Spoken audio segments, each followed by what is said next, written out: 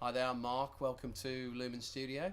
Welcome to our busy little office where we run the studio, the record label, and our publishing and music services companies. This is Paul, studio manager, Tristan, studio engineer, and we're going to be taking you on a little tour of our facilities from here down into the studio, control room and live room, and show you some of our favourite bits of gear.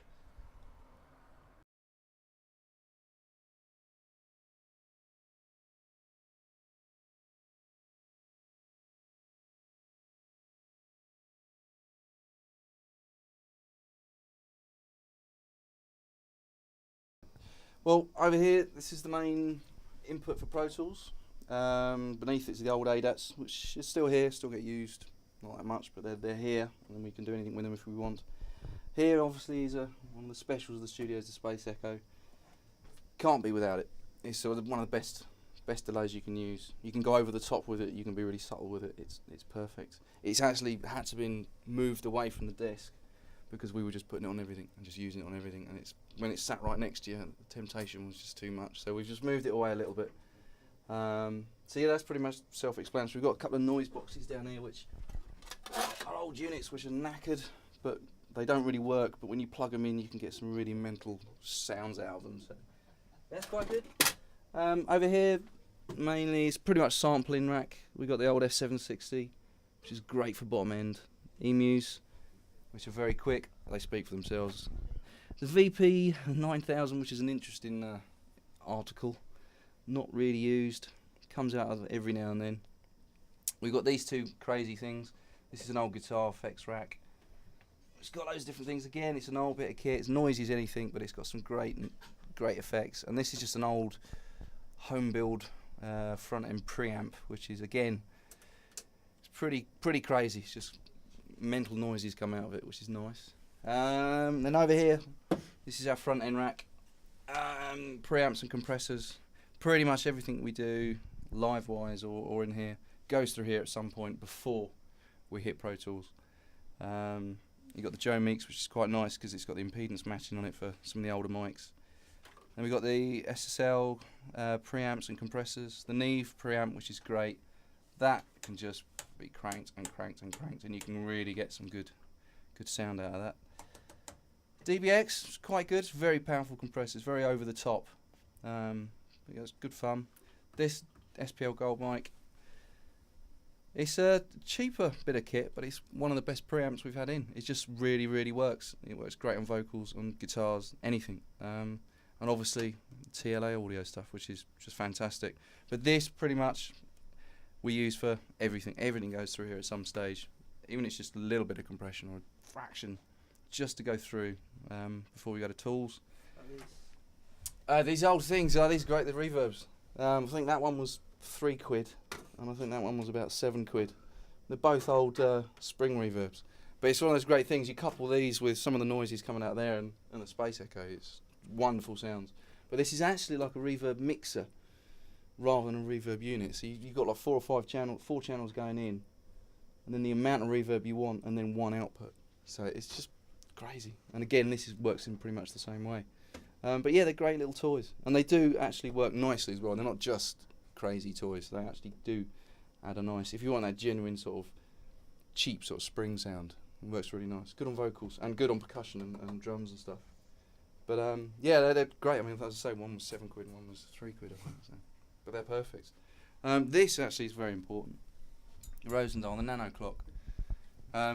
It really improves. Obviously, it's the main word clock source for the whole studio. But it keeps everything talking to each other. You know, if we've got the ADATs running, if we've got Logic running on the other machine, if we've got tools running here, and if we've got the O2Rs in, it makes sure all the digital stuff talks, and it makes a hell of a difference to the actual overall sound quality. The day we plumbed it in, we finished the mix, we were really happy, came in the next day and just listened to everything again, just switching that on. The stereo imaging was perfect, the depth was much improved. It just works with the sound quality as well as the word clock. So it's a good. Unfortunately, it's very expensive, and it sits down there and doesn't really do much. There's not enough flashing lights on it, but it's vital. It's a very which is nice. Monitoring, we've got the JBLs, obviously very good tiny little monitors, standard NS10s. Like everyone, we've got through about 300 tweeters of those. Our main monitors are the PMCs. We've had these in probably about a year now. When we got them in, we tested PMCs, Genelex, Dynaudios, we tested about sort of 8 or so different sets of monitors. And for us, PMCs in this room, for what sort of stuff we do, they were perfect. They are really, really good. Their off-axis imaging is fantastic. So I can be right down here, buried in one of the samplers, and the off-axis just works really, really well.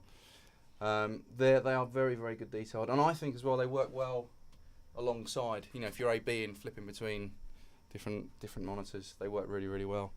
And they were certainly the best of the bunch. When we were going to get the new monitors, we were thinking we were going to end up with the Genelex or the Dynaudios.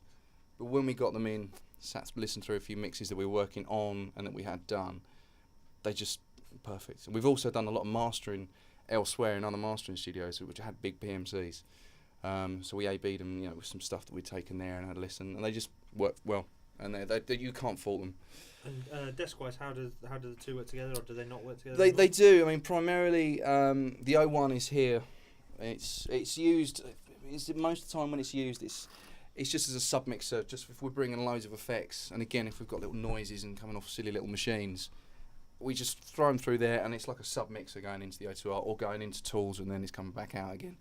It's been here since the studio opened, and I don't think anyone wants to move it, because it's part of the family. But it is used. I mean, it's a good little submixer. Sometimes if we've got a big rack of keyboards or something comes in, we'll use that just to send signals out, if that works. But primarily, the O2R, it's a workhorse. As we said to you earlier, it's our next point where we're going to upgrade. But the two do work side by side. Obviously, they're not cascaded like you can do with the O2R. But it just primarily works as a submixer for us. But my main thing is the O2R. Okay. Which is good. Which works well for us with tools, the way we work, because sometimes, depending on who we're working with or what the session is, sometimes the O2R is just a stereo feed, because we're doing everything in tools. Sometimes it's a combination of tools and the O2R, and sometimes it's just O2R. Again, depending on what session we're doing, how we're working, because obviously you've got the full digital inputs and the analog inputs, so we can run the samplers, any of the outboard gear, through tools if we wanted to, or just run it live through the desk and balance that with what's coming off the tools. So this sort of EQ sort of rack, which again, we've got 2 digital EQs, which are quite nice. There's an old spectrum analyzer there, which doesn't really get used. This Drawmer, I love this Drawmer. I quite often will put a lot of vocals through it, like if I group backing vocals or whatever. I'll put them through, have everything at 0, but just run them through it, and it just adds a nice presence quite often. Again, you know, I will keep it at 0, maybe tweak the high and low pass on there. But it's just that, it seems, especially for me, I think with vocals, with group vocals, it just adds a really nice presence. The Clark Technics are the wonderful EQ. It's very strong. You have to be really careful with it. It's not coloured, but it can really attack things. But then sometimes that can be quite good. So I mean, I remember a few sessions we've had bass tones going through them. We've actually physically been sitting there sweeping to get a sort of sweep on the bass tone, which is hard work on the arms, but it was worth it, and it was quite good. Obviously the old CR68, try and get that out as often as possible. And then over here, we've got all the pedals and things down here. Again, this is sort of little pedals we just like to pull out every now and then. That's a fantastic fuzz wah that you can just have all sorts of fun with it. I've actually put overheads on a kit through that, and just gave it a quick sweep at the end of a section, and it just nice little change into the next section. But they're good old things, and they're good fun to pull out every now and then. And then over here we've got obviously the lexicon, which you can't be without. Big box of cards upstairs as well, so we've got loads of options there. The smaller lexicon, which is good fun. This TC dual effects unit, that's quite good fun as well. There's nice bits and bobs in there. And obviously the SDD, which is a joy to use. Really old delay unit, but that's really nice. And obviously the Zoom guitar effects unit. Again, crazy noises. And it's nice having some of these things alongside what we've got inside Tools or Logic. Because we've obviously ramped Tools up with loads of plugins and blah blah blah, but it's still nice to have these things alongside, because you've got the physical element where you actually got hold of them and you're tweaking them and manipulating them. And it's also, as I say, like things like this Zoom, it's a crazy little unit, so it's nice to have that alongside what you're working on there, which is very good. And then also a couple of old synths. This ARP was rescued, if you like, from a flooded basement, so it's It's been through it. It's been all cleaned up and resurfaced actually, and it's rusty as hell. And a lot of the faders are really crackly now, but it is good. It's nice it is a proper synth, and it's nice to have it here. Again, the same as the MS10. Those working alongside, the plug-in synths that we've got in Logic and Tools. It's nice to combine the analog and the actual digital sort of recreations, if you like. But it's good. But no, they're nice. So they're not centerpieces, not showpieces, but they do work and they're good fun. Unfortunately, this is just our controller keyboard for all the plug-in stuff. Pretty much. It's a nice weighted keyboard. It's good fun. Never, touch wood, any problems with it. So that's pretty much what it is. There. And then on this system here, we've got primarily Logic and other bits and bobs that we can be working on something on there whilst we're doing something there. We're just working side by side. So yeah, that's pretty much that's what we do in here. Pretty much the bits and bobs. And I say in the live room, we've got the Rhodes and the Wurlitzer, the Selena string, the old trainer amp, which is great as well. So.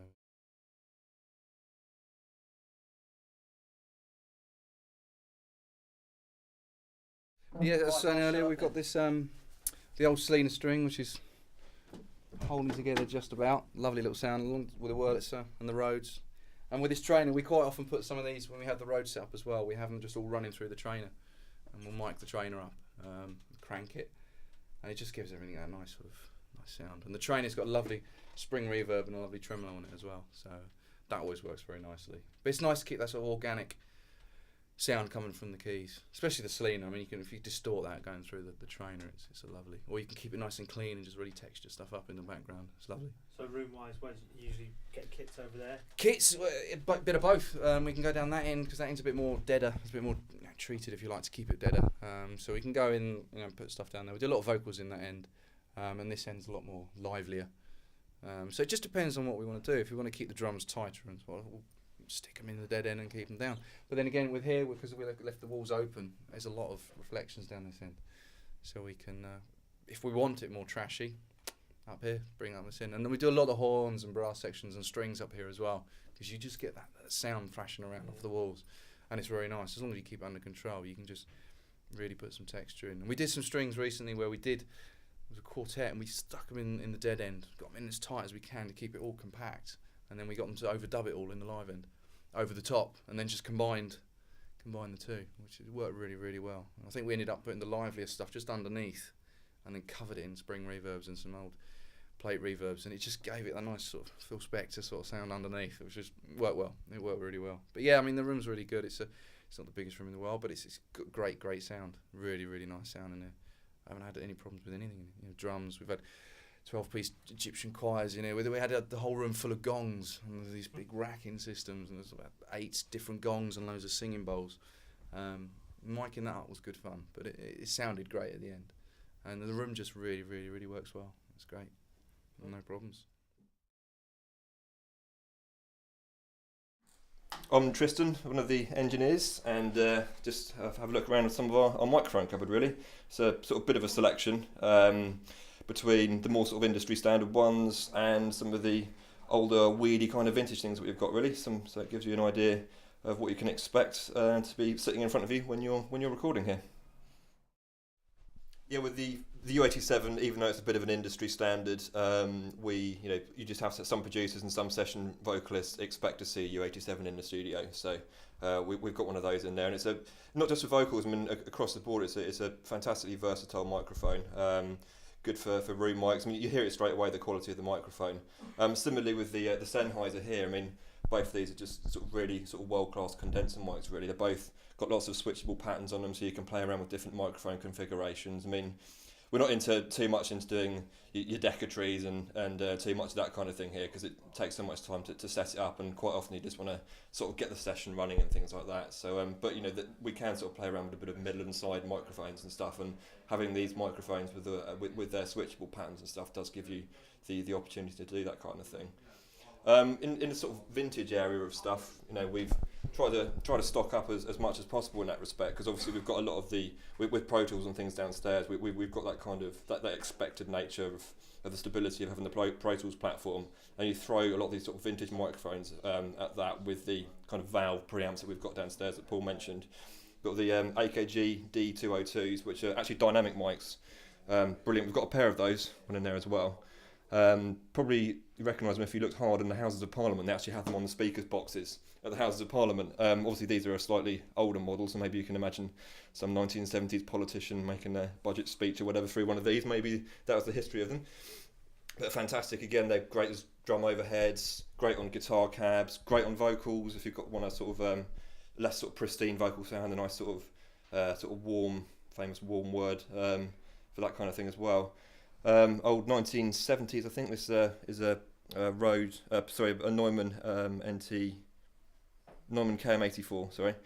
And they still make these actually, the KM84s, but this is an older 1960s one. And again, great for acoustic instruments and hi-hats and anything like that. Also, you don't want to put that near anything too loud, but yeah, it's a great little microphone, that one.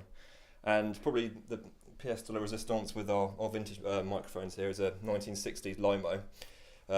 As you can see, in the 1960s, portability wasn't a key element with microphones, and you need all this gear to make this work. You've got your great big valve power supply here, various different leads. Obviously XLRs weren't invented in those days, so you've got the kind of almost like ingredients for putting a submarine together or a nuclear bomb or something. You can imagine this 1960s Lomo. Obviously Lomo are most famous for making cameras. They had a range of I think about 3 or 4 microphones in the 60s, and this is one of them. I think this was their top of the range microphone they had in the 1960s. Again, it's just got a character all of its own. You have to give it a couple of hours maybe for the power supply to warm up before it really sort of kicks into play, and from there on in it's basically a bit of a roller coaster journey on what you get out of it. I mean, as it changes temperature, it changes the character of the sound a lot. I mean, compared to sort of your more modern valve microphones, which might be a bit more stable, this one certainly changes a lot over time, and you just sort of put it up in front of a vocal as a room mic or whatever and see what you get. It's an interesting journey sometimes, but you always get something nice out of it. So yeah, it's a good varied selection. How did you pick that up? That was actually a friend of Mark's was a microphone collector, and I think we bought the AKG D202s and the Lomo both at the same time, and he'd had that all recently serviced and everything, and modernised by putting XLRs at the other end of the more strange screw-in leads, so that all sort of fit into a modern setup. So yeah, just through other people who were sort of collecting them together, and we sort of swung in there and picked up a couple of nice sort of characteristic vintage mics really. So yeah.